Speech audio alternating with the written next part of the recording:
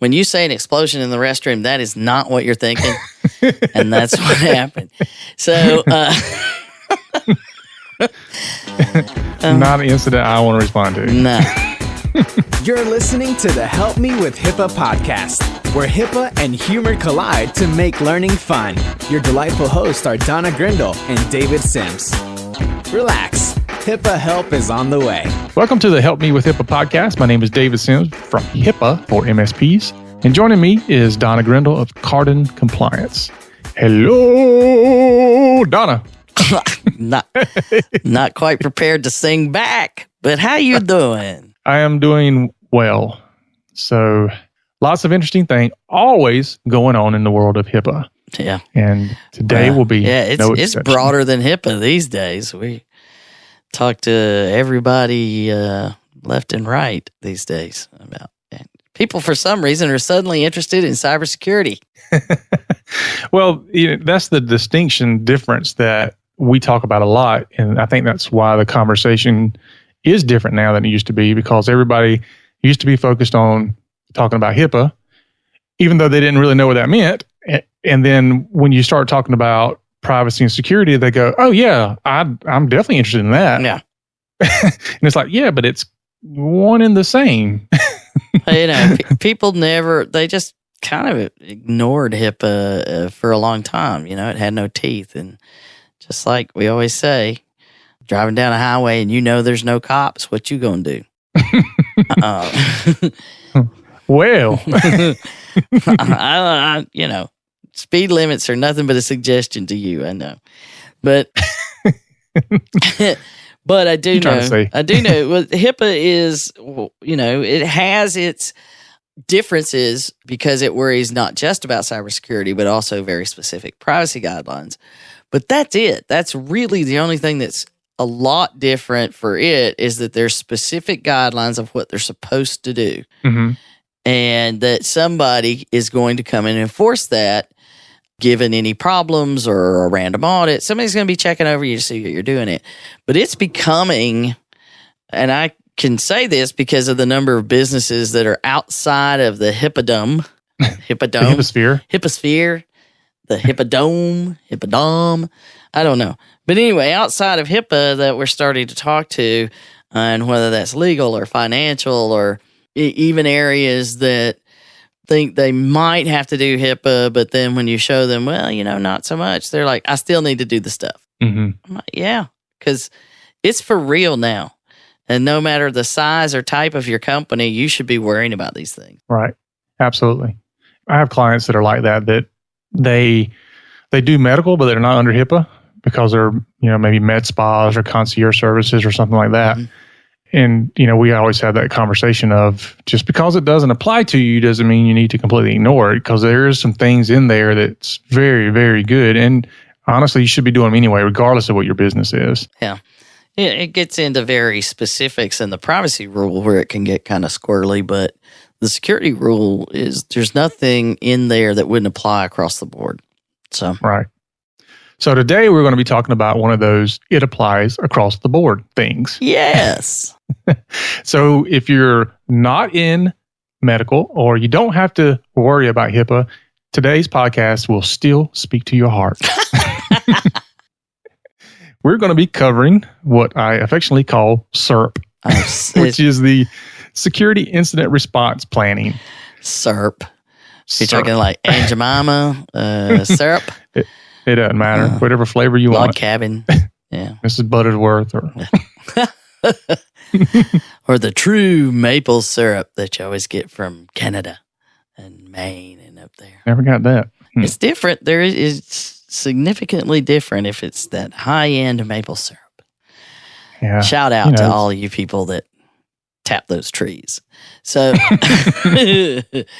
but it really was, I had been thinking about, I did go back and look in episode 12. So, I know. Back when we were 18. So, episode 12, we did do one on breach response plans, trying to talk about what kinds of things need to be in it for HIPAA, but things have changed, and then again, not. So, going back and forth on what should we cover and all of that. And then last week, or the week before, very recently, we'll say, Mm-hmm. OCR put out an article, which is kind of interesting. It's July the 7th on their little listserv. They put out an article, and the article is titled, "Is your covered entity or business associate capable of responding to a cybersecurity incident?" It's a good question. I know. And I said, I guess I just want to give yes, we should do it. But I want to give a shout out to all those people from the OCR that listen to our podcast and get these ideas. You're something else. So the first paragraph is quite telling, and it's really covering more or less the area that we want to talk about today is get into what is an incident response plan. But it says, computer security incident response is an important element of an information technology program, and it can assist covered entities and business associates in promptly detecting breaches, decreasing loss and damage, mitigating the weaknesses that were exploited, protecting the confidentiality, integrity, and availability of data, which we also know as CIA, and restoring IT services back to normal. Well, everybody needs to do that. If you've got a mess, and you and I both know those phone calls you get from any company, oh, good Lord, if the email's down for 5 minutes, the world will come to an end. Yep. I can't do business. I can't do email. How did we ever function without it? But overall, there's nothing in that statement that doesn't apply to all businesses. So developing an incident response plan just is kind of like saying, I'm going to know how to get out of the building if it's on fire, and who to call, and where do we pull the, fire alarm, and then who's going to serve as the fire department, and having a clue what to do. Yep. So I don't know how many people ever pay attention, and I don't know if you're like this, but this gets back to my paranoia. When you're when you're on the plane, right? You're going to get on a plane, and before you take off, you've got to hear the video, which they've done a good job of making them kind of cute now and funny. But you've got the video where you've got the flight attendant standing up and showing you how to buckle the seatbelt and showing you where the lights are and all of that kind of stuff, right? Mm-hmm. That's an incident response plan. This is true. And I pay attention to the conversation every time, and I fly, frequently, and I pay attention to it to some extent every time. And then I do something a flight attendant friend taught me one time years ago, is that if there's a fire, a lot of times the smoke in the cabin or whatever, you can't see those lights. So it's important to count the seats between you and the door and know where, and they always tell you the nearest door may not be in front of you. So I actually do look around and know where the doors are and stuff. And occasionally do sit on the aisle. Never mind. Anyway, I'm not even going to go what happens if you're sitting on the exit. I just want to fly with you, and then when you nod off to sleep, I'll be like, fire, fire. Just to see what you do. It's just wrong, the things that you would do to me. I'm sitting there going, where's the peanuts? Yeah. And you're looking for exits. I know where the exits are. And but also, think of it this way: I will leave you behind. Find your own door, dude. Your sense of self-preservation is high. Only when I'm with you. But it's that same concept of paying attention to these kind of things in the end has saved lives, and it is why they do it every single time you get on the plane.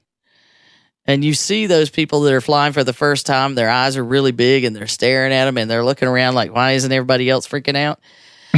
But think of that as if you had never heard that before. You fly, my brother flies constantly, and he knows them, and he knows airplanes, so he knows where everything is on an airplane. He's that kind of nerd. But overall, it's having that kind of plan is what we're talking about doing, of you just have enough knowledge so that somebody has a clue what to do to lead the way to the door. And just like when you sit in the exit aisle, they ask you, you willing to throw open this door and help everybody else get out, or are you going to throw open this door and jump, And so they always ask those questions on purpose. And it is from a certain amount of tried and true things. So we need to have that same kind of plan in your organization to address when your systems are on fire or somebody thinks they smell smoke. Right. So think of it that way, that that's what you're going to put together. And in those lists from OCR, they're hitting on all those same things that everybody else does in a security response plan. Yeah, I think typically people's response plan is to call somebody. That's not written down. It's just when something happens, they call somebody and go, "What do I do?" Mm-hmm. Yeah. So if they were, it was IT related, and they called me and said, "What do I do?" And then I go, "Well, what is your incident response plan?" They go, "Call you." Mm-hmm. Well, and that's exactly the reason that they have the thing happen every time you get on the plane. Because it's like, why do I have to listen to it every time? Well, you know what? I don't want you to look to the flight attendant and go, "What do I do?" Because they've got a few things they're going to need to be busy with. Trying to get you out of the way. I know. Quit trying to count the rows. I can count the rows. I know how many rows it is between the door and me, so I can count the seats. Hey, and it's not like I'm paranoid about flying or anything. I love to go anywhere, and I'll get on the plane and settle in. I get my gear ready. I count my seats, check my doors. It's just part of the process. So we're saying do the same thing when it comes to your incident response so that your staff and your organization knows what to do. And now that we've rattled about this for some time, let's talk about what is actually in security incident response plan. And it's just like we're talking about. You have part of your plan needs to decide how you're going to detect and determine if it's really a thing. I smell smoke. Mm-hmm. Well, it's the guy behind you snuck into the bathroom and the alarm's about to go off. Or I smell smoke I think maybe you just had a nightmare and you've been asleep for an hour and a half. Or, hey, what's that coming out of the roof? I mean, it's all different things, but then someone in charge has to make a determination of, is it a serious problem? Mm-hmm. And what do we have to do? And then if it is a problem, you've got to contain it, you got to correct it, you got to recover from it, and then you need to evaluate, how did we do? Mm-hmm. What can we do differently? And that's essentially what your plan has to do, is to say, what will management and staff do if they think something's occurring? Like, don't just pick up the phone and call anybody or look at the person, cubicle wheel. You hear the wheels on the chair rolling out. Hey, does anybody know what to do when this happens? No, everybody should know what to do. That's the point. And who's going to be the one that evaluates the smoke and determines if this is an actual thing that we need to do, and that they pull the fire alarm, activate the plan.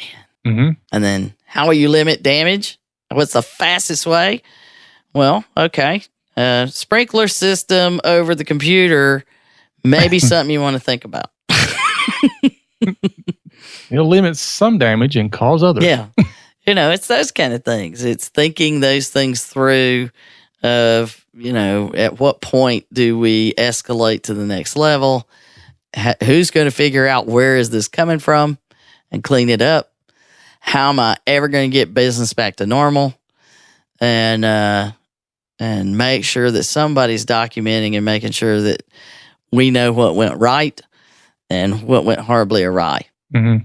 When we're talking about this, I think frequently, I guess, back to my days in law enforcement where we did these mock drills of, active shooter situations or a bomb threat to a school, or, we did all these incident response planning things, which were colossal compared to just, let's look at our computer systems and our stuff internally. I mean, we had to do city-wide incident response, but it's the same thing. It was the exact same thing. How are we going to, determine that there's a problem? What are we going to do to contain that problem, whether it's a fire or a person?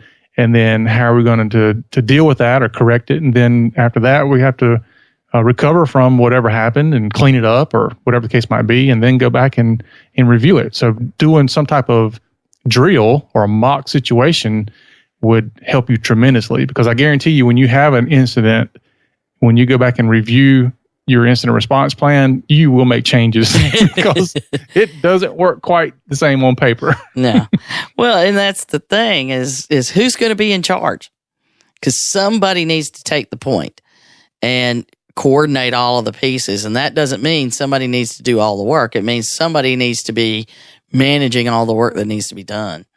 Mm-hmm. And, so in your case with those things, you knew what the chain of command was, and you knew which, if you got the fire department and the police, the local police and the sheriff's department and the, state GBI, Georgia Bureau of Investigation, the FBI, you got all these people gathered around. Is that the time to argue? Typically, that's when it does happen. Yeah. So it's the same thing of knowing who to call and when to call. Right. Somebody's got to make those decisions, but training is a key piece of having an incident response plan.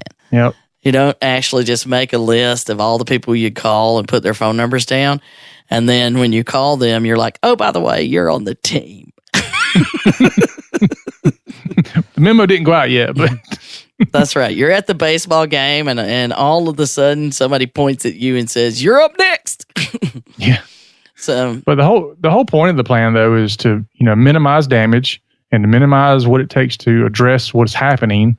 Because especially when you're dealing with IT systems, time is not on your side. No. And when you're dealing with certain things like a hack or a security breach, I mean, the longer you take to make those decisions and act on it, it can mean the difference, in a lot of stuff. So it's, having a plan and acting quickly is preferable. Well, it's like everybody, they really want the computers to be fast. There's a flip side to that.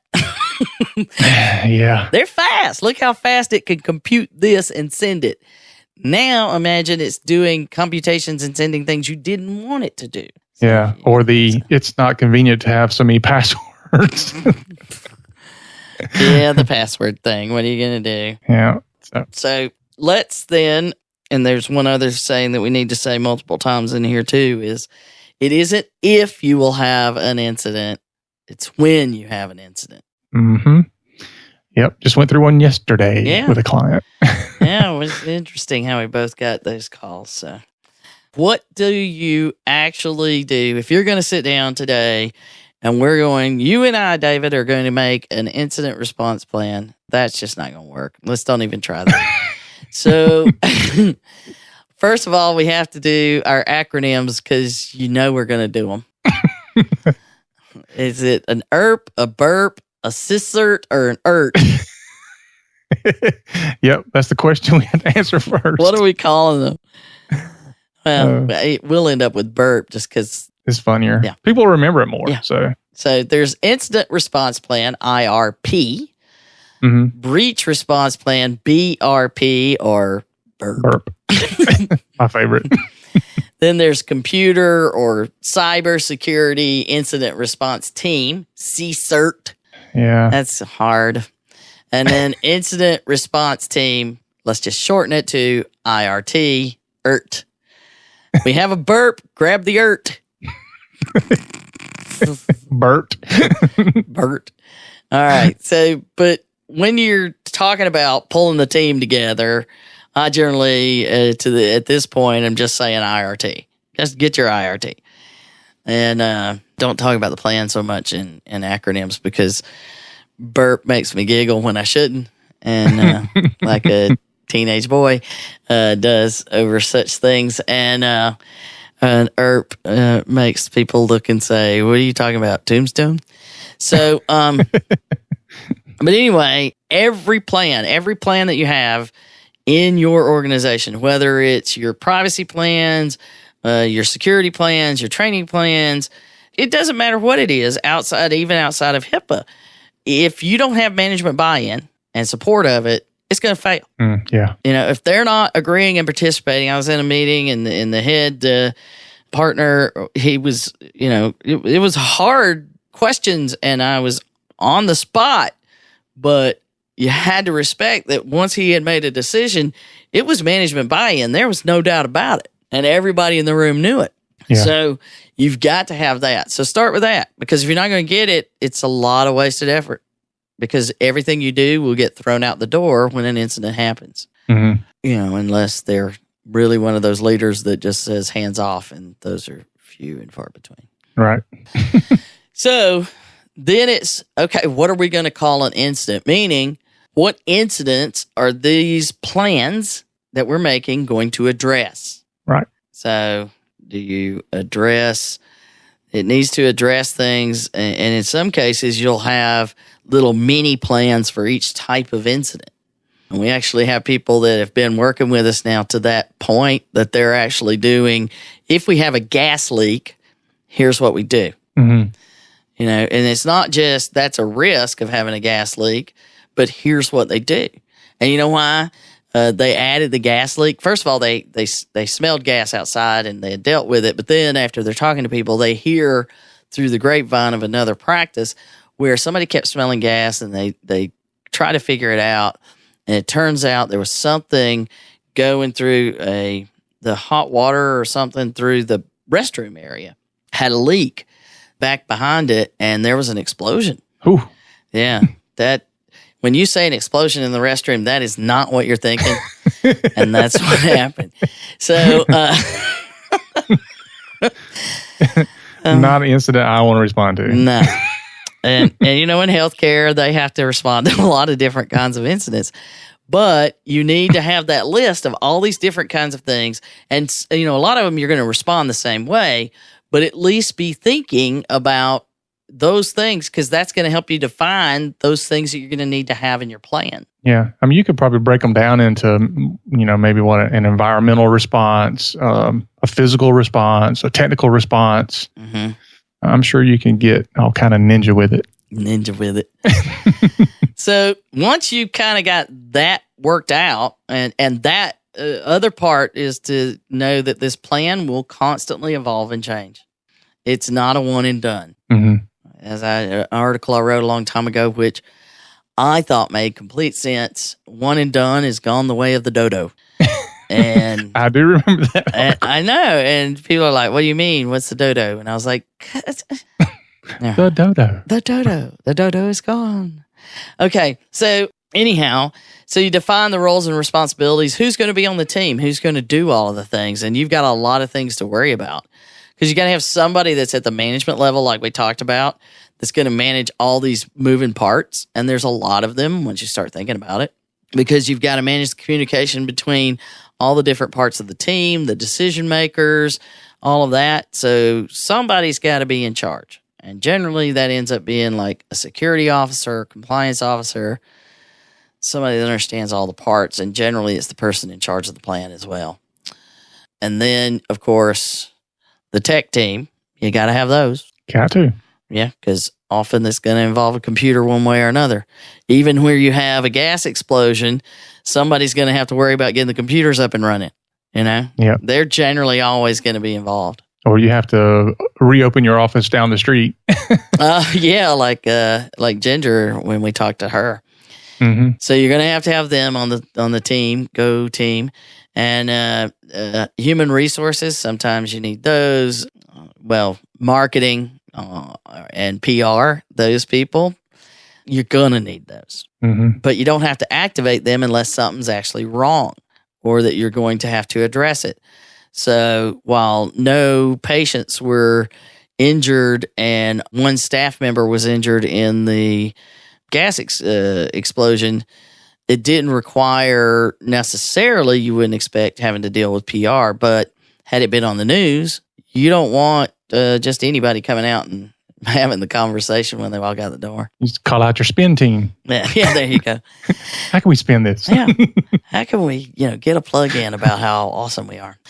And then we're under construction just for you. No, we're getting a new office. Come see us soon. So then you're going to need documentation management, because of course you're going to need to document everything that's happened for two reasons. As it's happening. As it's happening, yes. Facebook Live. Oh, no. Let's Our office is on fire. Look at that. I know, really? And so you're going to have all of this documentation so that you can go back and say, what did we do when this happened? What did we do when this happened? Not only for being able to prove it later, but also for your end of the process review that says what went well and what didn't. Mm-hmm. And really importantly, you're going to need somebody that's going to define and control the message to the rest of the organization. And we always tell about when you have an office and it's being handled by the team, what's going on, and everybody really doesn't know what's going on. And then all of a sudden, somebody walks in the door. It's a reporter from a local news station, and your front desk person has a camera in their face and a microphone in their face, and it says, what do you know about blah, blah, blah, blah? You don't want them with the deer in the headlights looking back at the rest of the office going, does anybody know about, or, God forbid, giving their own answer. And even when you say, we've had people say, well, my plan for the organization is to tell everybody, no comment. Anybody ask you, you got no comment. Right. Yeah. Well, you tried doing that when all of a sudden there's light in your face and a microphone in your face, or people trying to be friendly and nice to you and get it out of you that way. You got to remember, this is reporting at its best sometimes when it's a juicy one. Mm-hmm. So you want to make sure that you're keeping your staff in the loop so that they know enough and they know how to respond. Right. So that's the team roles and responsibilities, and there's a lot of them. And you've got, how will the team communicate with each other? Which one of the groups we worked with, it was kind of interesting because we've been having these discussions with them and talking about scenarios. But one of the things that we hadn't talked about before, which now I always talk about, is how you communicate. Because their team, they had the team, everybody was organized, and the one person in charge was getting like 100 phone calls. Wow. And, it's like everybody's calling him and he's talking to one person and he hangs up, he's talking to another person, and then he's going back and forth. So immediately they set up an internal list server. And, that's HIPAA at blah, blah, blah. And so it then goes to all the team members. So even if an individual sees something that they think is a problem, they can send it to that email and it'll just go to everybody. And then the team can coordinate how they're going to respond a whole lot easier, and everybody's getting the same information at the same time. Okay. I thought it was quite brilliant. And I was like, it was even for us, it's like, why didn't we, until that case happened, and it just so happened that almost the whole team was not near the office, mm-hmm. So everybody was on the phone. But it was a big difference once they put that list into place. I would use Slack. Oh, God, don't even start with that now. Yeah, I looked at that for us, and I'm like, how many different ways do I need to communicate? As many as it takes. No. Well, for us, it's it keeps the communication out of the inbox, because you may be like me. I get about 400 or more emails a day. Yeah. So things can get buried quickly. Yep. So having something outside of that inbox, you, especially if you have an incident happen. Oh, yeah. If you get flooded with all these emails from all these places, and maybe it's a lot of stuff that has nothing to do with your incident, or it's a request to talk to you about the incident, but it's not your team. Taking that outside of the inbox is actually a good thing. Yeah, that's a good point. Of course, I made it. All right, we're ready. Let's get this done. A list of contact information also needs to be in your plan. Not just your team members. Obviously, we just talked about that. But you need to know who you need to contact, like C-level people if it's a big organization. Really important to know who your insurance carrier contact needs to be, because you're going to need to activate a claim. File that as soon as possible, because that activates funding, when it's decided. Your law firm and law enforcement, your local OCR contacts, FBI, you never know who you're going to need. So if it's public information, get it out there, get it and put it in the plan so you're not having to figure it out. And I've heard several people mention that they feel that it's very important, and I've heard some say not so much, but they feel it's very important to get the situation under privilege with your lawyer as soon as possible. I know. And, and several of the people who have told me this, they're not going to tell me why they think it's a good deal, but a lot of them were privacy officers in large organizations. So I'm just going to go with that might be a good idea. And yeah. Okay, so then you get down into those little mini plans and procedures of step-by-step things to do. And, here's how we're going to, we got a ransomware attack. What do we do? A phishing attack. We've lost a laptop. There's theft of equipment. Of course, the unauthorized system access general thing or an insider issue. We've caught somebody somewhere they don't belong. General security failures. I mean, those are going to happen. All of a sudden, somebody realizes that the firewall update caused a major gaping hole. So you kind of sit through some of those. And one of the things we'll put this document on the website, but it's the NIST, and we talk about them all the time. Mm-hmm. They have an incident guide, and at the end of it, they have all these cool little, imagine on Sunday night, if this happens, what are you going to do? I'm going to call in sick Monday morning. I always remember those emails where you get it when I was manager years ago, and we had just got an email. Like one of the first emails the boss sends is, you come in tomorrow morning and the office is burned down. What's the first thing you do? Like, really? This is what we're going to use email for? So anyway, and then you get the final piece of that once you've kind of put together those procedures. And you can do those procedures as part of a regular team training and like a desk walkthrough of scenarios. That's a great way to do it. And that gets back to documenting and making your plans. But you do need to regularly have the team review, hey, what do you do? Because things change and people change. And responsibilities change. So-and-so just got a promotion or they changed departments. Well, now their role on the team may not be a good fit anymore. So if you don't include that in your regular reviews and decision-making, you could leave yourself wide open there as well. We got a plan. We hadn't looked at it in a while. Yeah, that goes back to what I was talking about earlier about responding quickly. If you have no idea what your plan is because you've not looked at it in 2 years and something happens, it's going to be like, give me an hour to study the plan and then we'll respond. Yeah, I'm going to need to read this. I'll get back to you. So overall, though, in OCR, which we're going to bring it back around, we're bringing it back around. Yay, team. Overall, what OCR says that you need to have is essentially what we just talked about is you need to have the plan because it's preparing you for incidents. It tells you detecting and analyzing incidents. How do you do that? Containing, eradicating, and recovering from incidents. There's eradicating. We like those big words. And then, of course, the conducting the post-incident activities and reviews. And that needs to be part of your plan so that it doesn't get left off. Just like you said, that you can have a plan at the desk plan all day long, but when it really happens, you will make some changes. Mm-hmm. Oh, yeah. And if somebody doesn't come back through and make that formal change and discuss it as a team, then it's really a lost experience in the end. Yep. So then that last little paragraph I put in there because I thought it was kind of important the way that they had stated this. Because they covered a whole lot of those areas where we talk about you're going to have to talk to and know all these different people. So it says, also the incident... Okay. Reboot. Maybe you should read it, David. It's right there at the end of your notes. The incident response team should discuss with its entities, public affairs office, legal department, and management about sharing information with external groups.